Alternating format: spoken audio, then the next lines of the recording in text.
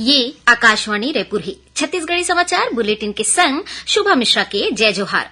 अब सुनो आज के प्रमुख समाचार। छत्तीसगढ़ में ड्राइवर महासंघ हा हिट एंड रन कानून के विरोध में करे जात हड़ताल ला लीन वापस। प्रधानमंत्री के परीक्षा पे चर्चा कार्यक्रम ए माह के आखिरी हफ्ता में प्रस्तावित है। एकर बर नामांकन के आखिरी तारीख 12 जनवरी है।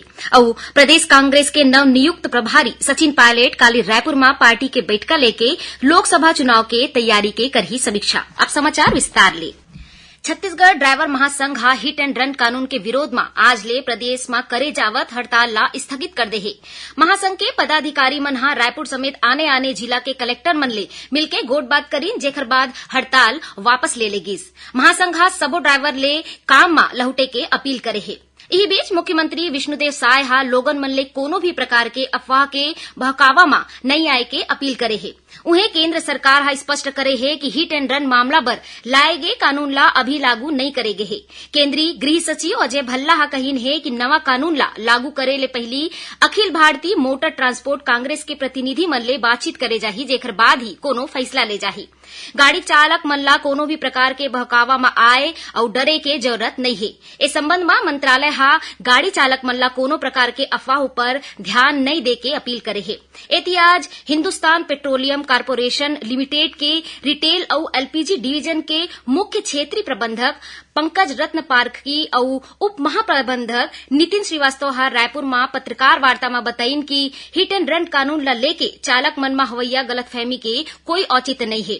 उमन कहीन है कि केंद्रीय गृह मंत्रालय डहार ले all India motor transport Congress ला पत्र जारी कर दे गए है और ओमन हा बताइन कि हिट एंड रन कानून लागू नहीं हुए है। फिर अभी भी कुछ ड्राइवर कानून लागू होए के बात ला लेके गलतफहमी में है। ऐसे में ओमन ला बताए जात है कि ओमन कोनो आने चालक मन ला गुमराह नहीं करे, नहीं तो ओखर मन के ऊपर कार्यवाही करे जाही। पेट्रोलियम मुख्यालय के बाहिर आज कुछ चालक मन ला गाड़ी अंदर ले जाए ले मना करीन, जेकर खिलाफ कार्यवाही करेगिस। ओमन कहीन कि पेट्रोलियम के आपूर्ति नियमित है और जेन भी हड़ताल ला प्रोत्साहित करही ओखर खिलाफ कार्यवाही करे जाही। परीक्षा पे चर्चा कार्यक्रम के 7वां चरण के आयोजन जनवरी माह के आखिरी सप्ताह में करे जाना प्रस्तावित है। एक कार्यक्रम में कक्षा 6वीं ले 12वीं तक के छात्र, शिक्षक और अभिभावक 5 वस्तुनिष्ठ प्रश्न के उत्तर देके अपन नामांकन करा सकत है। छात्र मन के नामांकन समूह में शिक्षक डहार ले घलो करे जा सकत है। नामांकन करे के आखिरी तारीख 12 जनवरी है। नामांकन के संगे संग छात्र, शिक्षक और अभिभावक प्रधानमंत्री ले पूछे जाना वाला प्रश्न घलो प्रेषित कर सकत है। नामांकन काम में व्यवसायी शिक्षक के प्रशिक्षक और आईसीटी के डीजी मित्र के घलो सहयोग ले जा सकत है। परीक्षा पे चर्चा कार्यक्रम में सबो नामांकित प्रतिभागी ला सहभागिता प्रमाण पत्र दे जाही। स्कूल शिक्षा विभाग डहार ले सबो जिला शिक्षा अधिकारी ला निर्देशित करे गे है कि सबो विद्यालय के छात्र, शिक्षक और अभिभावक के 100% नामांकन करवाए। जानवा के मुताबिक परीक्षा पे चर्चा कार्यक्रम में प्रधानमंत्री नरेंद्र मोदी हा छात्र मन ला परीक्षा संबंधी तनाव ले दूर राखे बर संवाद करथे।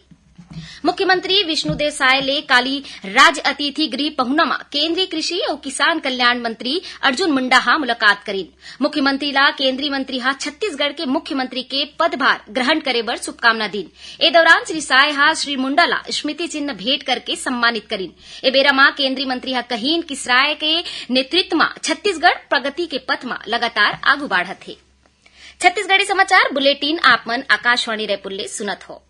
छत्तीसगढ़ के खबर ले है आपके वास्ता और खबर के विश्वसनीयता ले है हमार वास्ता।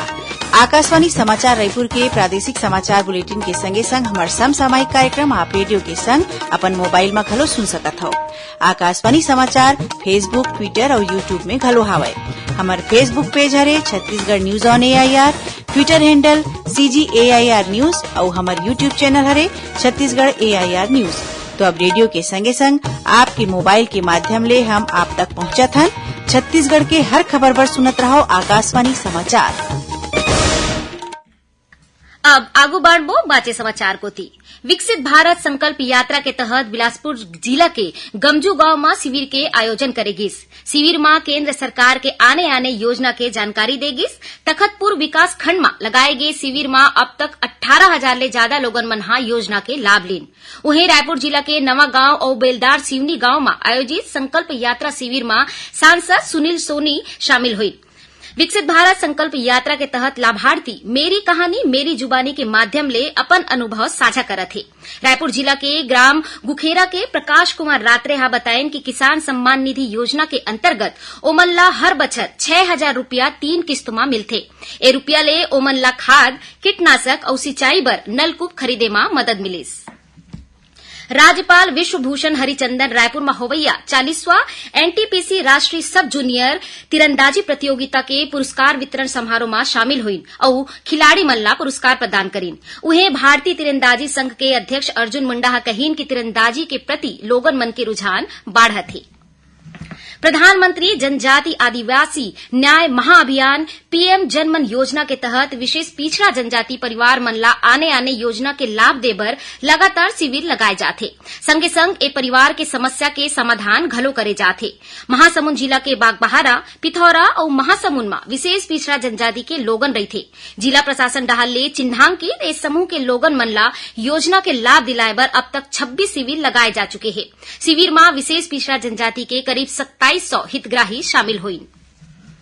अखिल भारतीय कांग्रेस कमेटी के महासचिव और पार्टी डहाले छत्तीसगढ़ के नवनियुक्त प्रभारी सचिन पायलट काली रायपुर आवत थे। ओमन काली रायपुर में आयोजित पार्टी के प्रदेश इकाई के बैठका में भाग ली। प्रदेश कांग्रेस मुख्यालय में होवैया ए बैठका में प्रदेश कार्यकारिणी के सदस्य के संगे संग पार्टी के सबो विधायक, जिला अध्यक्ष, मोर्चा और प्रकोष्ठ के प्रदेश अध्यक्ष घलो शामिल होही। ए बैठका में अवैया लोकसभा चुनाव के तैयारी ला लेके चर्चा करे जाही। राष्ट्रीय पात्रता सह प्रवेश परीक्षा स्नातकोत्तर नीट 2024 7 जुलाई के होही। National board of examination in medical sciences हा नीट पीजी के संशोधित कार्यक्रम जारी कर दे है। पहली ए परीक्षा 3 मार्च के होवैया रहीस। नीट पीजी में प्रवेश की पात्रता निर्धारित करे के समय सीमा 15 अगस्त निर्धारित करे गे है। इस बीच राष्ट्रीय स्तर के मेडिकल परीक्षा नेशनल एग्जिट टेस्ट एक बछर बर विलंबित रही और बछर 2025 में होही। नेशनल एग्जिट टेस्ट के उद्देश्य देश में मेडिकल लाइसेंसिंग और प्रवेश ला व्यवस्थित करना है। बीजापुर जिला में माओवादी मन डहार ले लगाए गए आईईडी के चपेट में आए ले 8 बछर के एक छात्रा गंभीर रूप ले घायल हो गए है। उन्हें ओखर मां ला घलो ज्यादा चोट लगे है। जानवा के मुताबिक गंगालूर थाना क्षेत्र के चेरपाल पाल ना रद्दा मां ए हादसा ओ समय हुई जब बच्ची और उखर मां राशन सामान लेके लौटत रही। घायल बालिका बीजापुर पोटा केबिन में 3री कक्षा के छात्रा है। एती गरियाबंद जिला के कुल्हाड़ी घाट मटाल के पहाड़ी में 40 ले ज्यादा माओवादी मन के होए के सूचना मिले ले सुरक्षा बल के टीम कार्यवाही बर रवाना हुई। जिला के पुलिस अधीक्षक अमित तुकाराम कामले हा बतायन कि सुरक्षा बल लावत देख के माओवादी मन उहां ले भाग गिस। घटनास्थल के तलाशी के दौरान पुलिस पिट्टू बैग और माओवादी मन के राशन बरामद करे है। राज्य शासन हा भारतीय प्रशासनिक सेवा के अधिकारी सुनील कुमार जैन ला उखर वर्तमान कर्तव्य के संग छत्तीसगढ़ राज्य खनिज विकास निगम के प्रबंधन संचालक के अतिरिक्त प्रभार सौंपे है। जितेंद्र सिंह मीणा ला केंद्रीय प्रतिनियुक्ति में केंद्रीय अन्वेषण ब्यूरो सीबीआई के उप महानिरीक्षक नियुक्त करे गए है। उन्हें छत्तीसगढ़ सशस्त्र बल जगदलपुर में सेनानी 5वीं वाहिनी में पदस्थ शशि मोहन सिंह ला उखर वर्तमान कर्तव्य के संग बस्तर जिला के पुलिस अधीक्षक के अतिरिक्त प्रभार अस्थायी रूप ले अवैया आदेश तक सौंपे गए है। आखिर में प्रमुख समाचार एक घाव फेर। छत्तीसगढ़ में ड्राइवर महासंघ हिट एंड रन कानून के विरोध में करे जावत हड़ताल ला लीन वापस। प्रधानमंत्री के परीक्षा पे चर्चा कार्यक्रम ए माह के आखिरी हफ्ता में प्रस्तावित है। एकर बर नामांकन के आखिरी तारीख 12 जनवरी है। और प्रदेश कांग्रेस के नवनियुक्त प्रभारी सचिन पायलट काली रायपुर में पार्टी के बैठका लेके लोकसभा चुनाव के तैयारी करही। एक संग छत्तीसगढ़ी समाचार बुलेटिन इहे सिरावत है। जय जोहार।